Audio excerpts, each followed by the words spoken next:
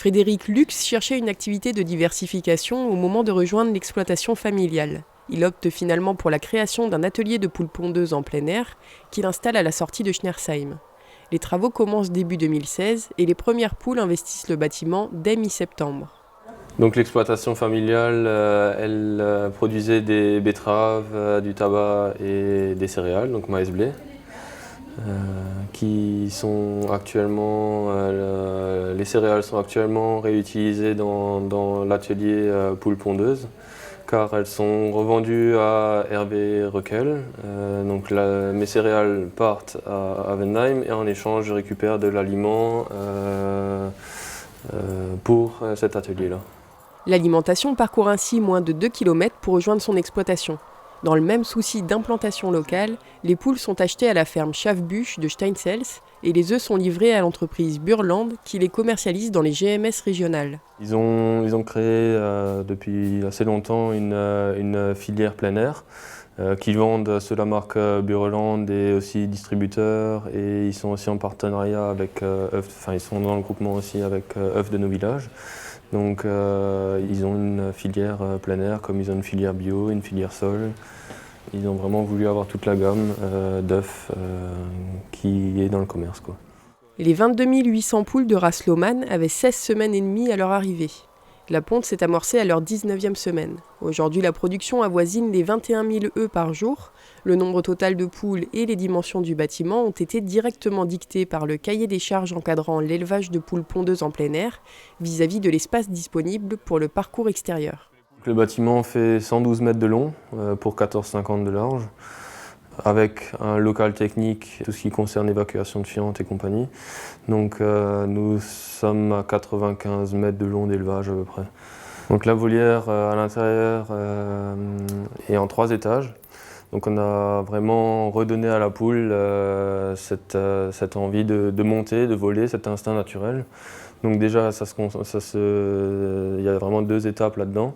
Donc le sol, donc toute la surface au sol, elle est vraiment consacrée à l'aire de grattage.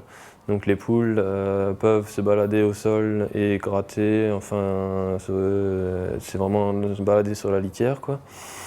Dans l'élément, elles retrouvent tout ce qu'elles ont besoin, c'est-à-dire l'aliment, l'eau et les pondoirs. Donc tout est mis en place dans l'élément, c'est-à-dire dans la volière, où elles retrouvent tout ce qu'il leur faut pour être bien, quoi. Pour éviter que les poules ne s'entassent toutes dans un coin, le bâtiment est séparé en 4 salles. Le nombre et la longueur des perchoirs ainsi que la quantité de pipettes et de pondoirs par poule sont également précisés dans le cahier des charges.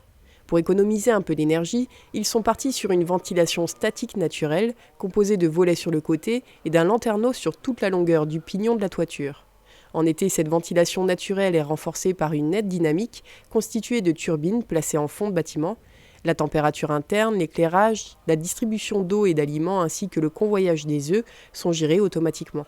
Le bâtiment, c'est d'une filiale bretonne, donc c'est Rupa. Donc c'est ceux qui m'ont fourni le poulailler, la coque. L'équipement intérieur, c'est une volière Finag.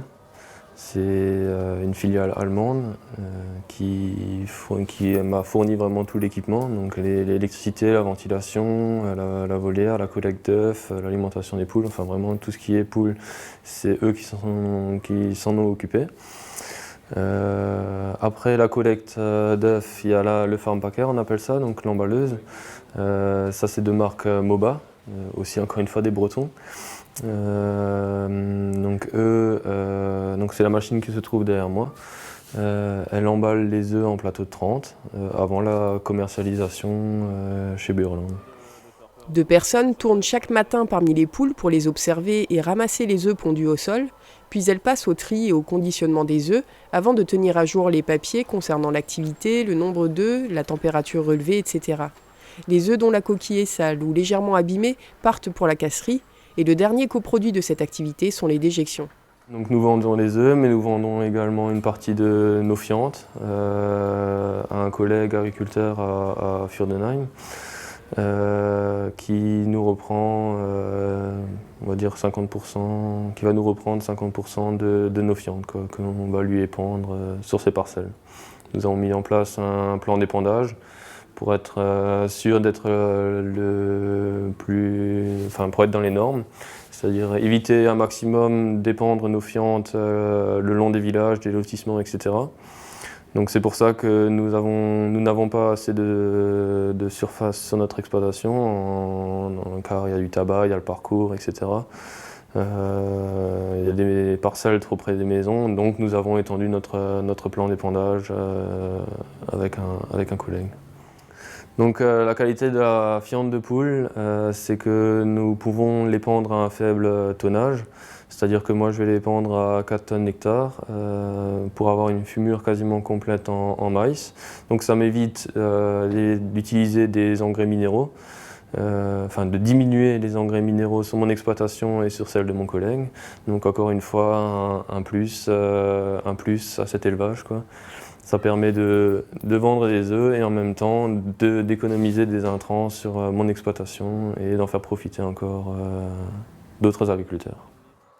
La production est lancée, les poules sont maintenant bien habituées au bâtiment, elles y ont pris leur marque. L'éleveur n'attend plus qu'une chose, l'autorisation de l'État pour les laisser sortir.